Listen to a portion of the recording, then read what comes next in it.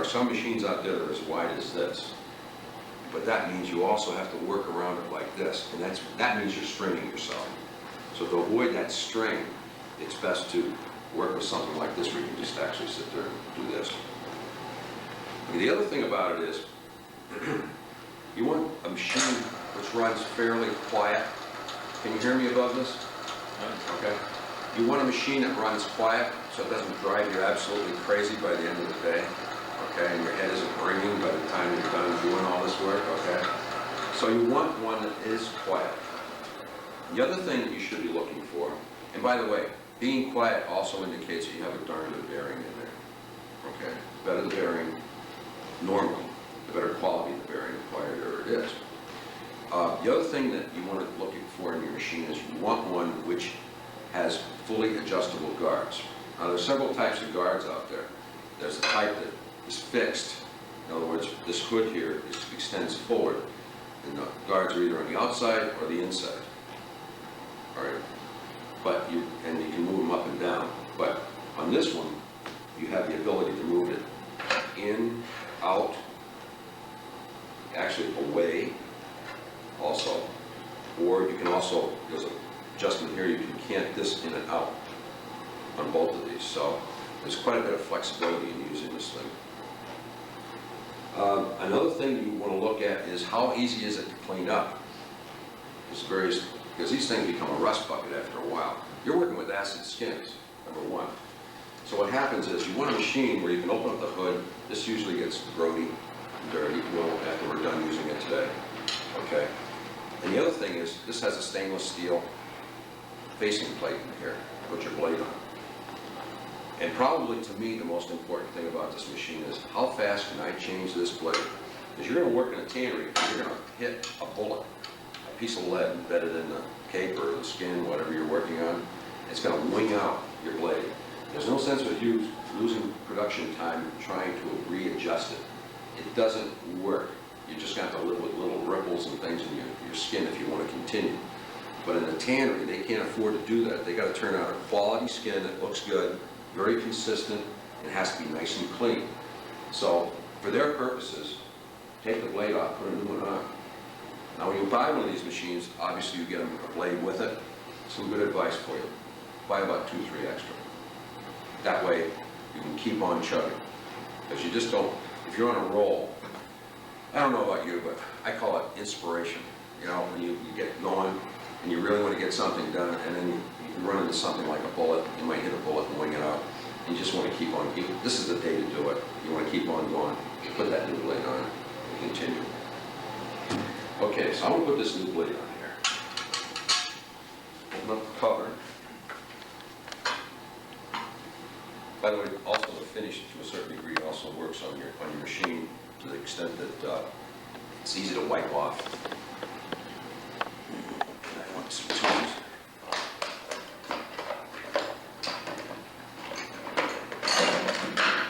We did a test one time out in Las Vegas when we had an NTA convention out there years ago. It took me 30 seconds to change a blade on this. That's pretty fast. I'm not gonna do it today though. Now this machine has a little groove here. What it's for is to put this screwdriver in here, and there's little holes in the back of this plate. And by inserting the screwdriver in it, it locks it in place so it can't move. And all I do is just use the adjustable wrench here.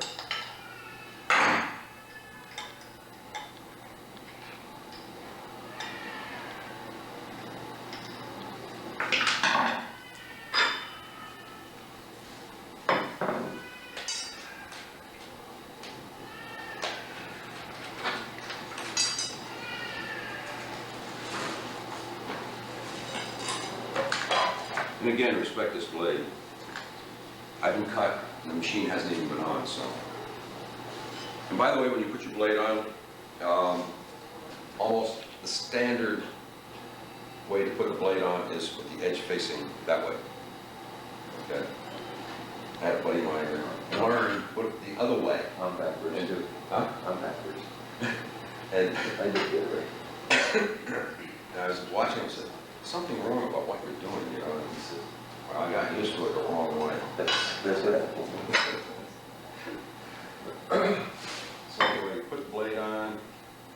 And by the way, all blades, almost all blades are universally fit, so it doesn't matter who you get your blade from. I mean, there may be a little bit of difference in quality or the way that the blade is sharpened, but basically all blades fit every machine. And for that matter, all machines usually do the same job. It's just what degree of comfortability you want and how sophisticated you want to become. I would say that when I'm shaving, I want to be comfortable. So I want a machine that doesn't tire me out. So that's why I prefer this type.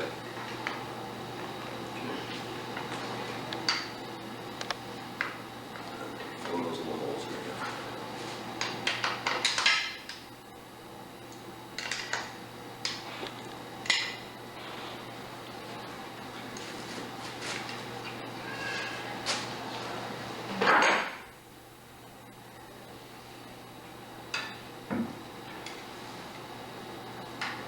For the time being, I'm just going to set these bars lightly. No adjustments.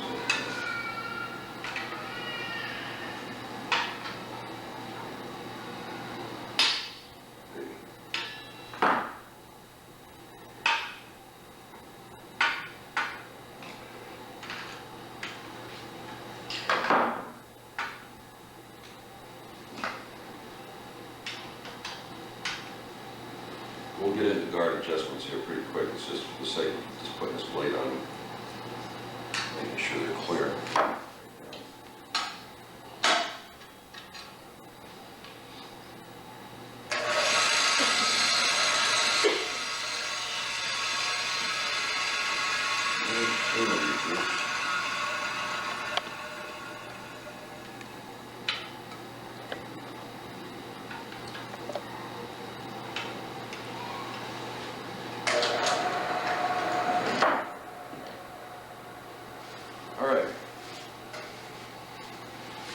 Now,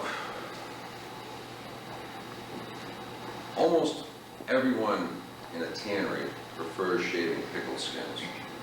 I don't know if you've ever tried to shave a raw skin, but it's a lot like shaving a rubber band. You really don't get the firmness you really need to do a good job. I've seen some guys that swear that by rubbing in sawdust on the raw skin and then trying to shave with it, they feel they're getting a shave. And they use the sawdust being gone as an indicator where they've shaved. Okay, you can do that too with pickled skins. But if you talk to most of the guys that are good at this machine, who do a super job, get a lot of thinness out of their skins, they're actually putting it in a pickle, leaving it there for 2-3 days. And by the way, make sure it's thoroughly pickled. Don't try to push this stuff, your tanning solutions. Make sure it's thoroughly pickled. The acid has a chance to firm it up a little bit. Take it out, drain it, and then usually half an hour, and then go ahead and do your shaving. But pickled skins shave best. People ask me, can you shave a tan skin? Yes, you can shave a tan skin, but don't do it dry. For the same reason in fleshing, like in fleshing, you're trying to shave something which is kind of gummy and soft. So what happens in fleshing is when you take off super humps of something, it'll get caught between the blade and the guard and the hunks of meat or whatever you're shaving. And what it does, it has a tendency to suck the hide into it. And of course, you're going to create cuts. So stay away from, I mean, unless it's something you really feel someone did a sloppy job to begin with and you want to touch it up, or maybe you did, or you want to touch it up, you really don't want to shave tan skins. Stay with pickled if you would. You'll probably be a lot more happy working with this thing. And plus the pickle, to a degree, pumps the skin. So now you've got some thickness to work with to begin with. And you want that little thickness to work with. I don't like to use sulfuric acid for the simple reason it doesn't seem to pump skins well. The other acids, even oxalic, which is a little bit better. Oxalic is better, formic was great, safety acid is great, acetic acid is great. Vinegar, which is a mild form of acetic acid, also works very, very well. So any one of them will do a good pickle job for you. If you're doing buffalo or bison, you're going to want to shave it 2-3 times.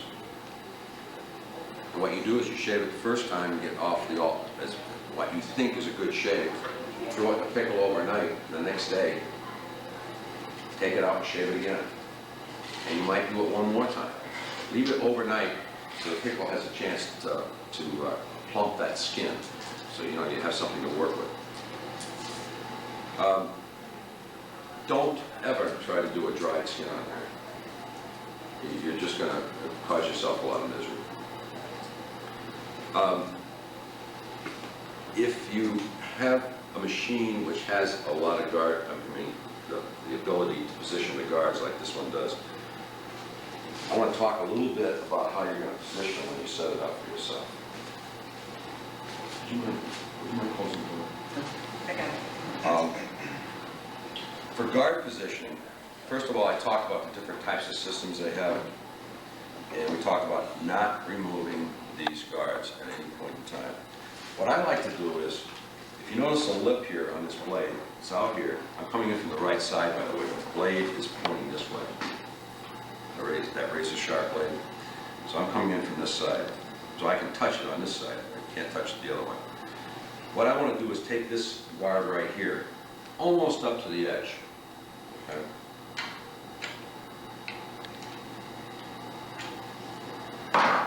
And I'll explain a little bit why I'm doing this.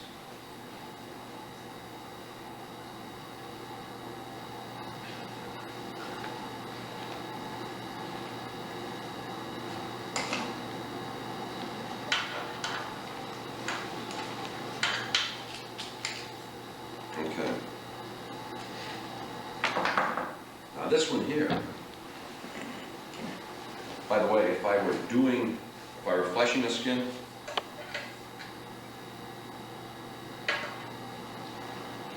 bear with me, gotta find the right one.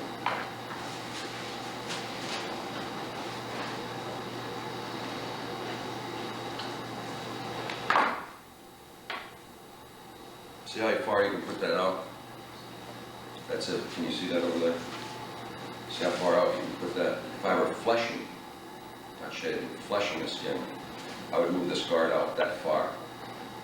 That way, any kind of fat meat that is shaven off will just fall through here and fall down, okay? If you try to work with them closer, you get that drag-in motion you don't want. You're going to get cuts big time, okay? So let's move it back.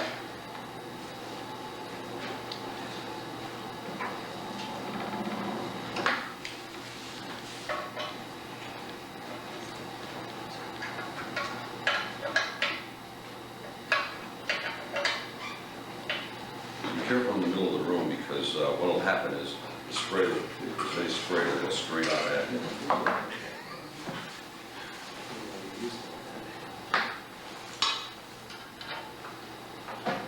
Keep it nice and neat. Okay, now for shaving, I like to set it up initially. Fine tune it, obviously. I like to set it up at this back about maybe 1/8 of an inch from the edge itself. Okay.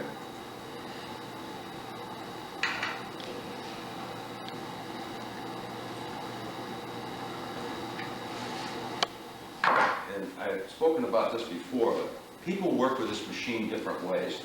The way I like to work with it is, I shave at 7 o'clock. Okay, right about here. Other people shave here and look at it like this. I actually look between this guard and the blade when I shave. That's how I determine what I'm doing. But different people have different styles. But that's the way I do it. I look at 7 o'clock, and that's the way I figure whether I'm right or wrong, you know, how I'm viewing this thing. So, you know, keep that in mind. Other thing I want to keep in mind too is, I was talking about the spray going over there. The same thing can happen to your eyes. And you're working with an acid skin. So that's why I stress, highly stress to all of you, wear safety glasses while you're working on this machine. Because if you're looking down at it like this, and doing tuning or anything, that blade is whipping around, you're going to get hurt. You know, your eyes are very This one right here, by the way, this right guard, I use it as a pivot. In other words, as I'm shaving, I'll even put my finger on it sometimes and work like that. Because I know nothing can happen to my right hand as long as I stay away from that blade and I just keep it. And I use this here kind of like a pivot positioning thing. Okay, I showed you how to set the guards for fleshing way out. Okay, now I've got them for shaving. I think this one here is still, if you were to look at it from my point of view, it's still about maybe a 3/8 of an inch away from the guard, I mean from the blade. So I want to move that just a little bit closer. Back to this. And I really consider this one of the best features of this particular machine. I can put these guards anywhere I want so easily.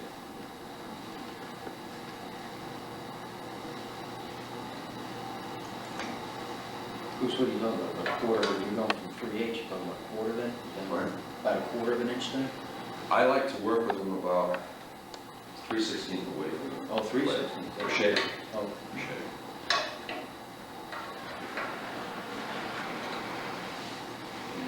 This one. Just bear with me here a minute.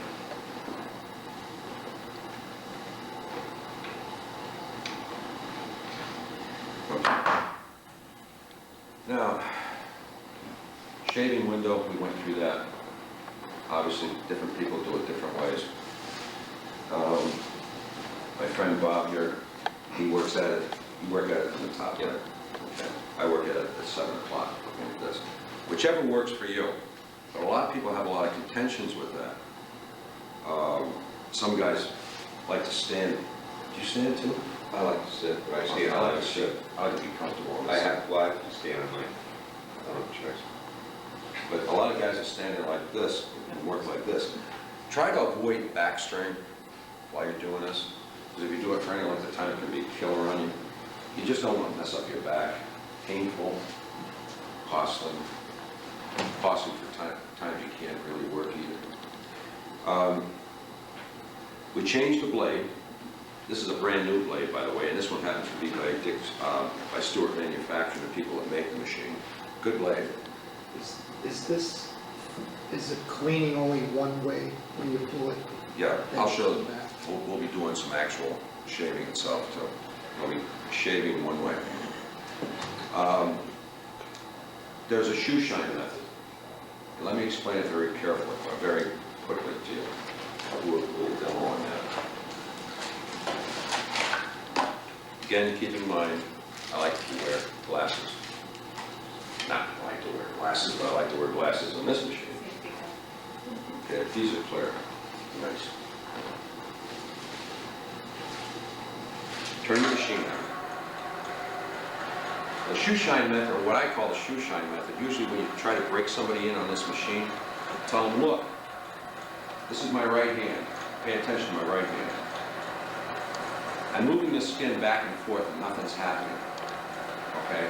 Now my right hand is back, creating tension on the right side of the blade. Now as I move my left hand towards me, I'm going to move it down where I usually shave. I'm beginning to see some shaving taking place. Okay? Now, the closer I bring my left hand, the deeper the shave. Okay? Now, theoretically, what you can do is take the guards and actually use them as a limitation for the depth that you create when you pull your hand back. So you can't pull your hand back too far and ruin the piece. So, in other words, everything depends on this left hand.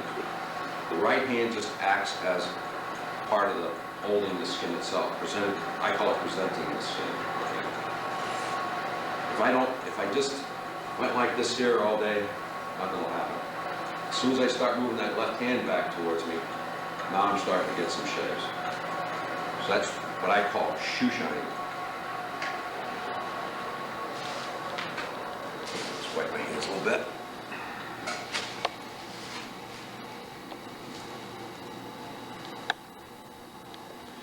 Okay, tuning steels. I'm sure you might have heard about them. But tuning steels are basically designed to help you sharpen, clean, and adjust your shaving machine. These are the ones that we sell, and I like. Now, when you get this machine, by the way, you also get a little packet of tools to go with it. They don't leave you hanging, but there are tools in here, and they have tuning steels in here as well. But these are the tuning steels that I like to use. They're nice and thin, so I can handle them real well. There's other types. There's another type, let's see if I brought it with me.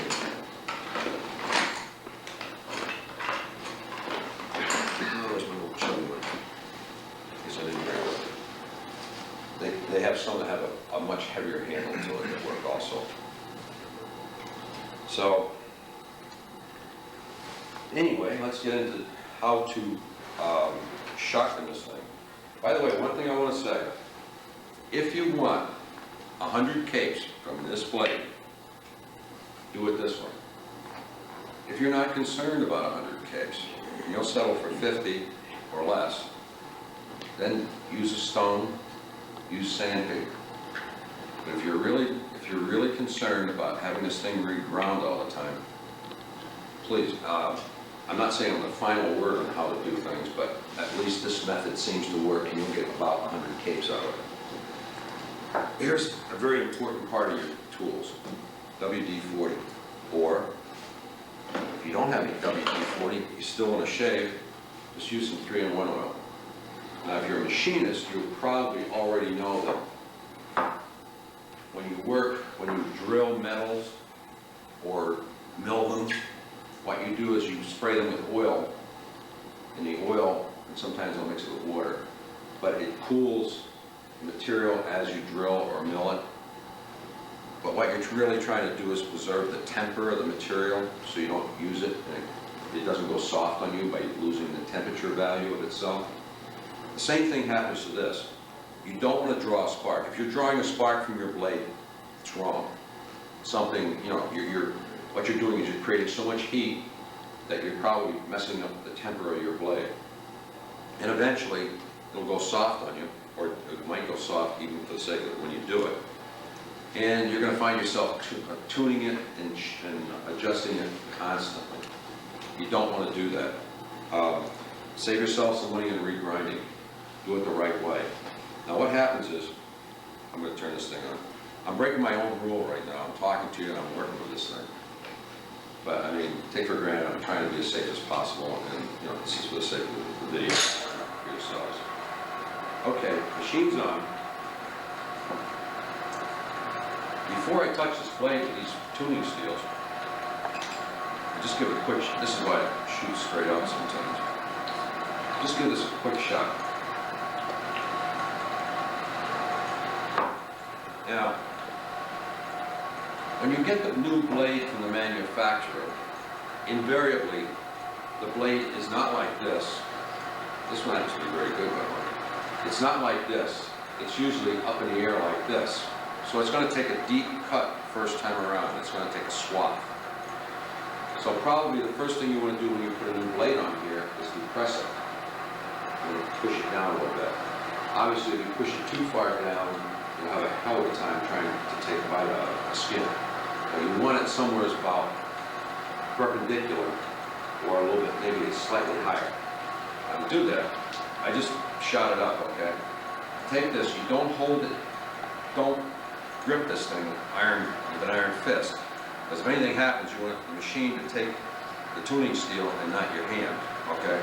What you do is you go in here, and you come in, let me show it on the board. This is the blade, and you want to push this down. You come in using this as a tuning steel. I would come in, I'll actually roll it across like this, and then put some real light pressure on the forward part of it. Okay, you depress the edge. It doesn't take much because you got to remember this is a razor sharp edge, paper feather thin, and it doesn't take much pressure to either raise or depress it. Okay. So let's go on here.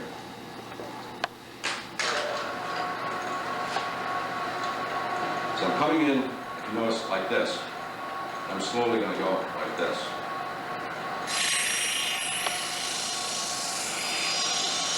And once I get it to where I think I want it, I hold it there for about 5-6 seconds, and then I take it off, just to let it true all the way around. Okay. You don't have to do that. Most guys will just go, you know. But that's the way I like to do it. Now, if I want to raise the edge, what I'll do, come in from the opposite side, obviously, under the lip, and sometimes just to guide my tool, I'll just put it on the blade, bring it up under the lip, and I'll slowly raise the blade, hold it there a couple seconds, and then off. Okay. I know you can't see it that well, but there were no sparks when I did that. I guess I'm not generating an awful lot of heat. There's heat involved, but not hellacious heat that would lose the temperature. Now, the other thing is, I was telling you, you want 100 capes out of this blade. Well, if you do, then you have to sharpen it. And it only takes a couple seconds. But after you're done with each cape, or maybe even during the cape, if you want to sharpen it, good time to do it, so your blade, stays pretty good. And basically, this is the principle. You don't grab these things, you hold them very loosely. In fact, for sharpening, now I would hold them between my first digit and my thumb. Okay? Because all I'm going to do is roll it on the blade. I'm not going to depress the blade. I'm not going to try to lift it. I just want to roll it along the edge. It's very much like you taking a carving knife and using a steel on it. It's the same principle for sharpening this. So, we do it.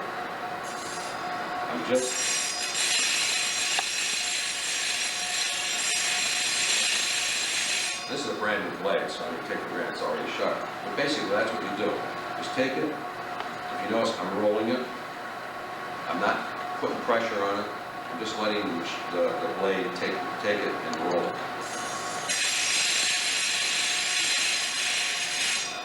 That's it. Okay?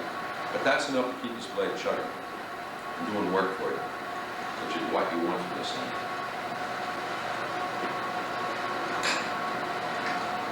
Okay, once in a while, after you're done shaving, and it will happen, you're going to run into fat, you're going to run into meat, membrane, and junk like that.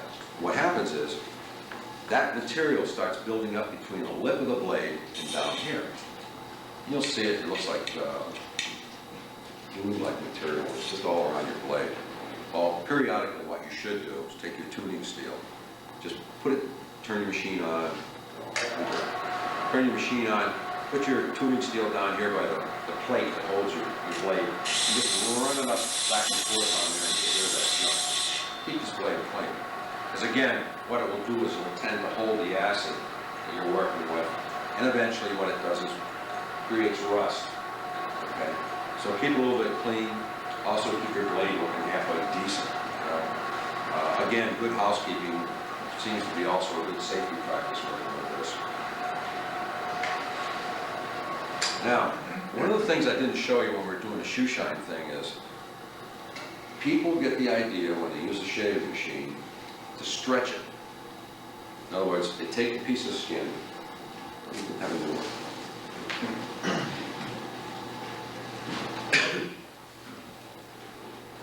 And Bob will show you this too when he's working there with this.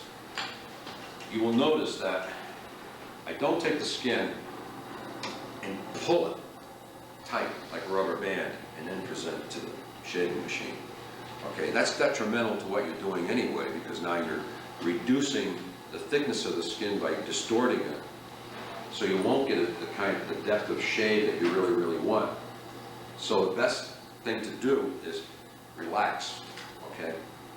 Take this job a little bit easy, pick it up and hold it. And what you want to do is just simply flatten it out. Don't have a tendency to distort it, okay? You just want to flatten it out. And the other thing, keep those thumbs out of the way. I'm probably the worst person about it myself, so I'm passing it on to you. That don't keep these stumps, they end up everywhere, okay? They belong over here. So try and mentally tell yourself and train yourself when you work with your machine, keep those thumbs off to the side. If they get over here, you're in trouble. You're gonna have some problems. So that's the best, that's the best way. And again, don't distort the skin. Don't try to stretch it, simply try to make it lay flat. Another thing I might tell you too is good shavers, people that really know their stuff. I'm talking about the pros, the guys that work in the tanneries day after day. And they have to turn out material. Some of them are on piecework, some of them get paid by the day. And these people have a technique, I call it the drop and pickup method. What they do, as they're shaving, I'm not going to turn the machine on for this demo, but as they shave, they'll shave an area, they usually drop it, and they'll pick it up in a different spot, and pick it up, and then smooth it out quick, and then shave it, drop it, pick it up, shave it, drop it. They do it like that.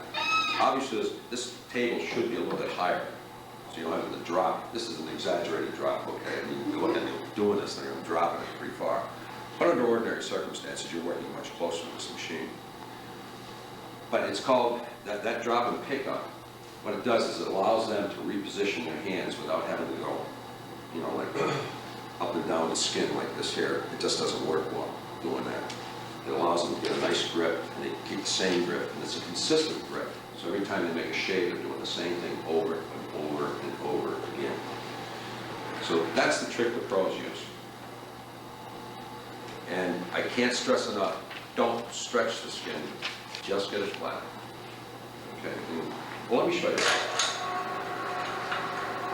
I'm not stretching the skin, okay? Got my thumbs out of the way. And basically, and I'm not stretching it across this either. Sometimes you'll see some guys, they actually stretch the skin and try to shave. I don't like to do that. I just like to relax, have the skin relaxed, flat, and I'll just pass it over like that. Okay. But again, don't distort it. Okay, the lay of the fur. I wrote an article for Breakthrough a while back about there's only one way, the right way. And people have a hard time understanding this, but if you understand it and you get it right, whether you do fish, birds, animals, snakes, anything, if you go the right way for the sake of fleshing them when you get them in your shop, you shouldn't have any problems knocking scales off and creating cuts in them, okay? But there's a trick to it. The natural tendency of most people, let's see, okay, the best is, right? This is a bear, believe it or not. Okay. The natural tendency of people is to shave, in other words, flesh a skin from the head to the tail. Okay? They put it on a shaving beam and then they just push it down towards the tail, right? Wrong. What you're really doing, the hair lays like this, this being the skin itself, and the hair is laying like this, right? And it extends up in there.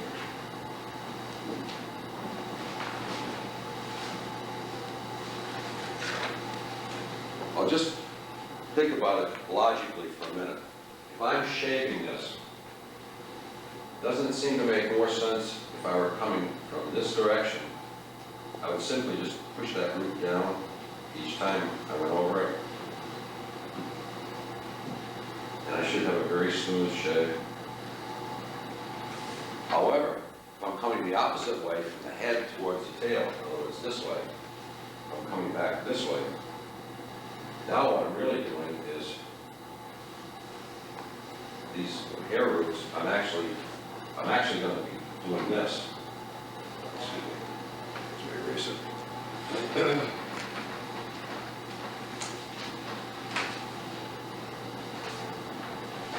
actually going to be creating, I'm going to be fighting the roots of the hair as I do it. So you want to go with the lay of the hair. Please take, before you leave today, if you don't take any of that material with you, please take a copy of that article, because it will explain it in a lot more detail. We're not going to spend that much time on it, but I do want to tell you that it's important about the lay of the hair. Now, a lot of guys are going to say, well, you don't have to do that. Well, you don't really have to do it on deer, you don't have to do it on elk, you don't have to do it on moose. You can get by without, well, cheating, I call it. You can get by cheating on those animals, but if you ever try to do a light-skinned animal, like a Rex rabbit, or you get into light furs and that type of thing, it's very important. You'll be chopping those babies up on here if you don't do it the right way. And believe it or not, even the tip of the tail is important. Do you shave tails? Well, if you do, I'll tell you another little secret. Again, if you're doing a tail, you open the tail up, right? Here's the fur. If you do it this way, you're going to pop that tail right off. Guaranteed. Almost. Some guys can be careful enough. But it takes too much time to be that careful, okay? We want to do this thing, get over it. What I normally do is take the fur and I'll hold it, and I'll just use my shaver, shave it back this way. There's no resistance from the hair because you're pushing down all the roots. If I did it that way, you're fighting all the roots of the hair, and they're deeply embedded in the tail, so you're going to have problems. It's usually guaranteed. So save yourself some grief. That's basically the way you deal with it. Boar is a good one for that. Boar is a good one for that. Same question. Mouth, yeah. There's a lot of fat. You have to do it. Well, yeah, and then the roots of the hairs are embedded so deeply in the skin, and they'll go that way so fast. Okay. Yes. Maintenance. Well, the good news is, years ago they used to have machines like this here, and you had to grease them. You used to have grease fittings on them. You had to grease them about every 6 weeks. Luckily today, the bearings are self-sealed. You don't have to do any greasing. That's the good news. However, there is something that you should be aware of. When you get done using the machine, we're working with acid skins, okay? Get yourself a little sprayer, Windex, and get yourself some Arm & Hammer baking soda. Be sloppy about it, just make sure that you have some in there. Mix some baking soda and water solution. When you're done working, spray down your blade, spray down your machine, wipe it down.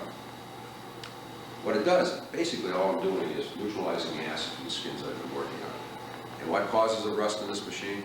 The acid. That's the culprit is. So what you're doing is really just wiping out that acidic reaction.